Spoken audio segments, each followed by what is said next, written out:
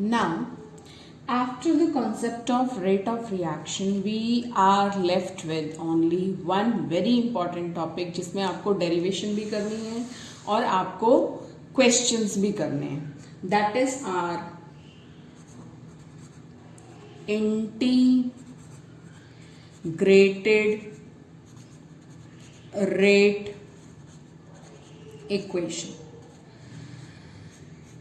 Actually वैसे हम देखें तो अगर हमने unit of rate constant discuss की है, अगर हमने रेट ऑफ रिएक्शन डिस्कस की है, ऑर्डर ऑफ रिएक्शन डिस्कस की है, तो वहाँ पे हमने जीरो ऑर्डर भी डिस्कस किया है, फर्स्ट ऑर्डर भी डिस्कस किया है, second, third, fourth, nth order discuss किया है, फ्रैक्शंस में भी ऑर्डर डिस्कस किए हैं. But if we are asked about specialized orders, तो इन सिलेबस बेटा I am having only 2 special orders for this derivation. ये 2 स्पेशल ऑर्डर्स पे ही क्वेश्चन इस डेरिवेशन से आता है. ठीक है, zero order and first order. ठीक है, so first of all I will be doing the derivations, then we will go for the formula part. Formula part discuss करने के बाद we will go for numericals. Okay, अभी का जो part है वो आपको सीधे सीधे क्लियर होता जाएगा. ठीक है, कोई इश्यू नहीं आएगा except some of the points in derivation जहां पे बायो स्टूडेंट्स को थोड़े से इश्यूज आ सकते हैं. So okay, no issue, let's start with. So we will derive integrated rate equation first for zero order reaction. If I write for you the definition of zero order reaction, so what is zero order reaction beta? It is the reaction in which rate of reaction, okay, is independent of the concentration of any reactant species. किसी reactant की concentration पे depend करता ही नहीं है, वो और ही किसी factor पे डिपेंड करता है, जैसे टेम्परेचर हो गया, प्रेशर हो गया, और भी बहुत सारे फैक्टर्स हैं. So this is definition of zero order reaction which is independent of concentration of any reactant. Okay, ये 3 पॉइंट है हमारे जीरो ऑर्डर रिएक्शन के लिए. Now if I start deriving the equation, please see to it. If I consider a amount of reactant react together to form product, तो इसके लिए अगर मैं रेट ऑफ रिएक्शन की इक्वेशन लिखती हूं, it can be written as R is equal to K into A raise to the power 0, क्योंकि reaction क्या है हमारी, zero order reaction. Okay fine. If I write the same equation in differential form, अगर मैं differentiation की form में लिखती हूं, तो it can be written as minus, that is decrease in concentration, decreased change in concentration of reactant by total time change. It will be equals to K into A raise to the power 0. मैंने कुछ नहीं किया है, only I have written this rate of reaction equation, this rate law equation in differential form. Okay, now when concentration is 0, then in this case A raised to the power 0 becomes equals to 1. ठीक है, ये 1 हो जाएगा. Then we are left with equation minus change in the concentration of reactant by total time change is equal to K into 1, that is K. Okay, मैं सारे points इसलिए mention कर रही हूँ क्योंकि math students will not face any problem, but bio के लिए कभी कभी आता है, तो everything I am just writing here. Okay, now if I rearrange this, it will be written as change in the concentration of reactant, that is equals to K into dt. That can also be written as, sorry, this will not be here, minus K dt. ठीक है, मैंने science change किया, magnitude change किया. After that what I am going to do, I will be integrating both the sides. मैं दोनों sides को integrate करूंगी. Okay, so integrating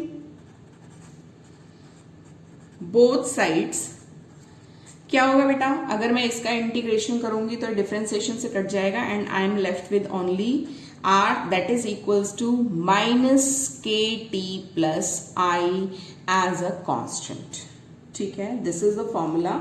ये हमारा इंटीग्रेशन के टाइम पे फॉर्मूला होता है that you have to just see as it is. Okay, now this equation is taken as equation number 1 जो हम बाद में यूज करेंगे, जिसमें you can see this is what, this is concentration of reactant. ठीक है, concentration of reactant, concentration of reactant at time is equal to T, ये जो टाइम है हमारा। ठीक है, इसका मतलब क्या है दैट आफ्टर टाइम टी मेरे पास जो रिएक्टेंट स्पीशीज, अब यहां पे ध्यान देना, as I have told you early in the beginning कि in this one rate law equation और इंटीग्रेटेड रेट इक्वेशन हमें चाहे रिएक्शन प्रोडक्ट की फॉर्म्स में डिस्कस की हो चाहे रिएक्टेंट की फॉर्म्स में डिस्कस की हो, we will be writing only in terms of reactant। तो यहां भी यही केस है, we are discussing that after time t time finish होने के बाद हमारे पास इतनी कंसंट्रेशन ऑफ रिएक्टेंट बचा हुआ है, इतना अमाउंट ऑफ रिएक्टेंट बचा हुआ है। Listen it carefully then later on you will get to no.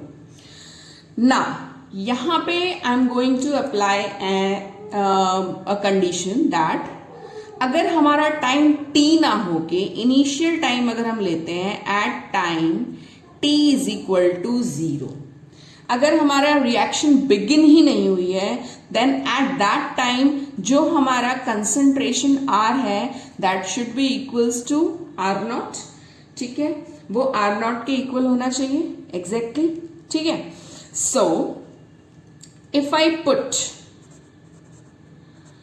Value of t in equation first, अगर फर्स्ट में मैं इसकी वैल्यू पुट करती हूं तो I will get R0 that is concentration of reactant at time t is equal to 0, तो that is R0 that is minus k into 0 plus i and here I am left with R0 is equal to i।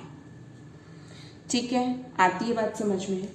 Okay, now अब बस थोड़ा सा काम रह गया है हमारा। क्या है हमारे पास अब?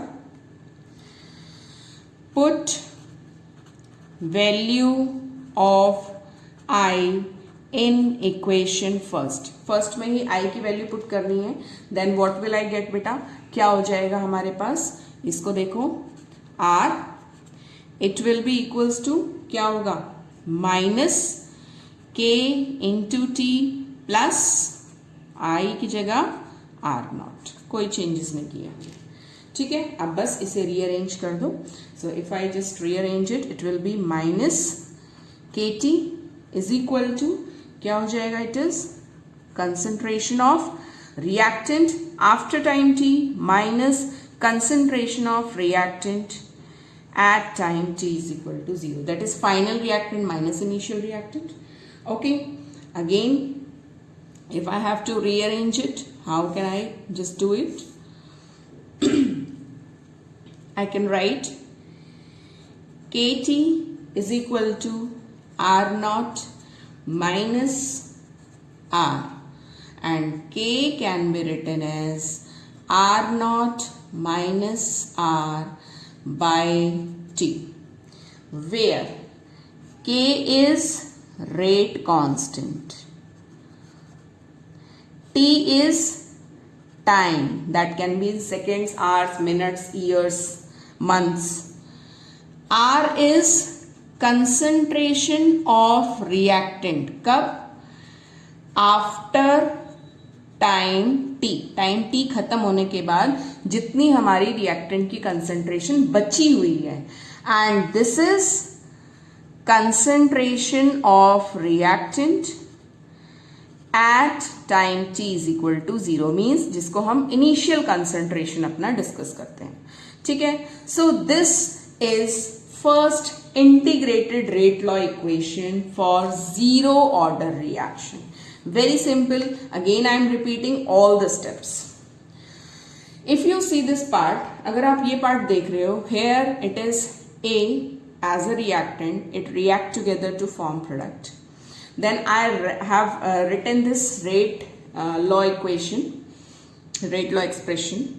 I have written this rate law expression in terms of differential form, so it is minus change in the concentration of reactant by total time change.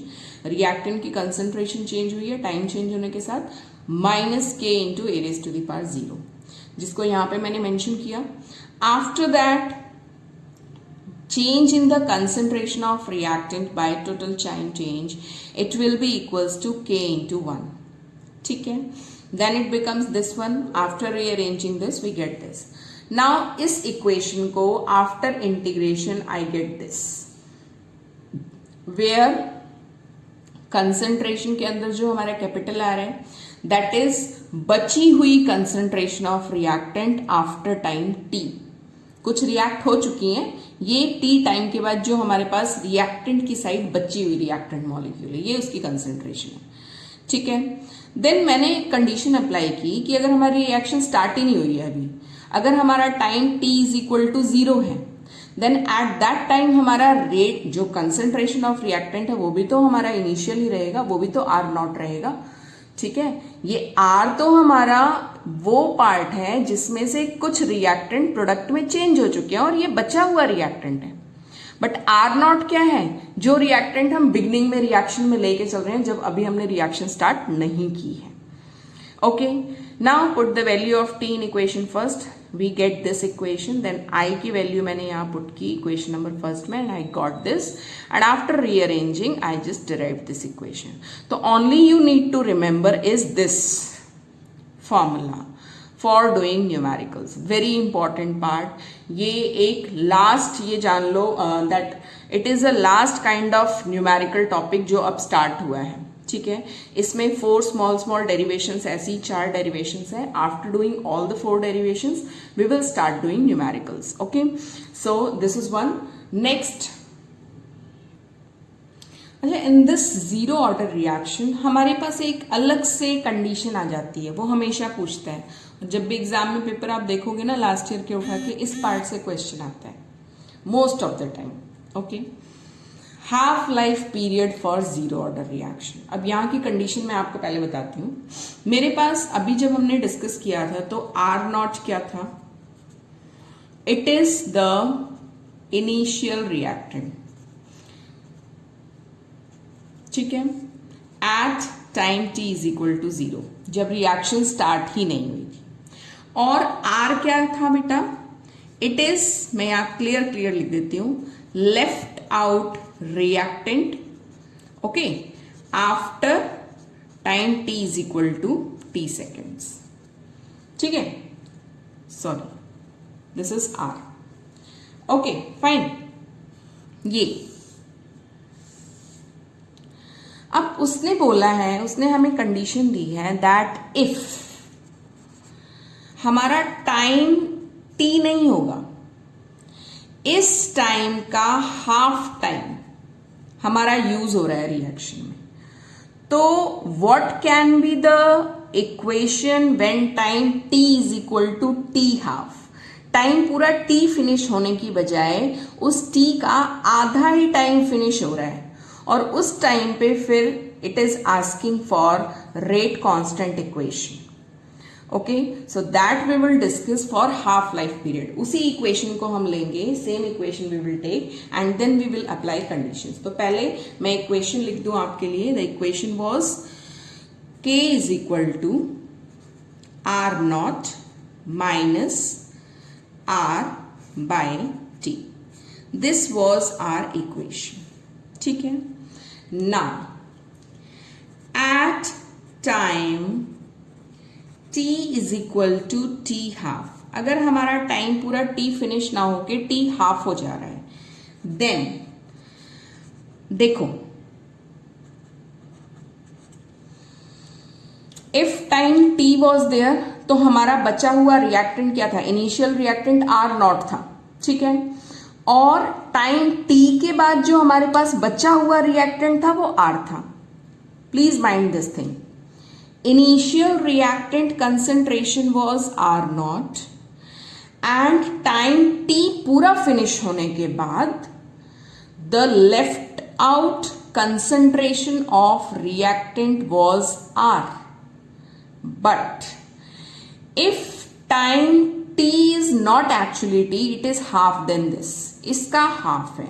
If the time t is equal to t half, then R should be, जो हम जहां R लिख रहे हैं, it is actually क्या, जब भाई time इसका आधा टाइम फिनिश हो रहा है तो इस रिएक्टेंट में से भी तो हाफ ही रिएक्टेंट मॉलिक्यूल प्रोडक्ट बनाएंगे, बाकी हाफ तो बचे रहेंगे.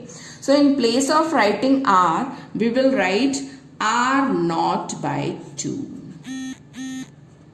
ठीक है, आर नॉट बाय 2 का मतलब कि if our half time of the complete one has been just used up, then only half of the initial reactant will be used up. जो हमारे initially reactant present है उसमें से भी half ही use होगा.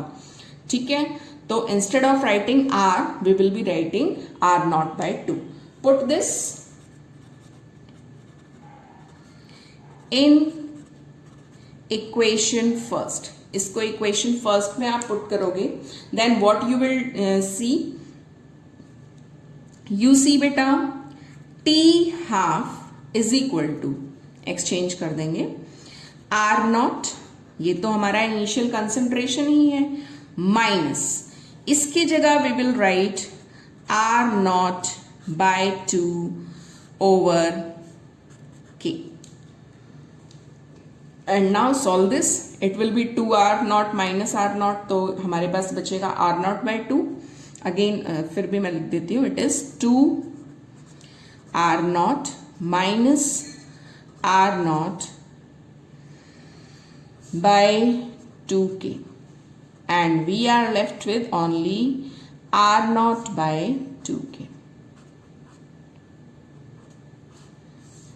This is formula for calculating half-life period for zero order reaction where R naught is the initial reactant. T half तो आपको पता ही है half life period है, and this is rate constant. Okay, fine.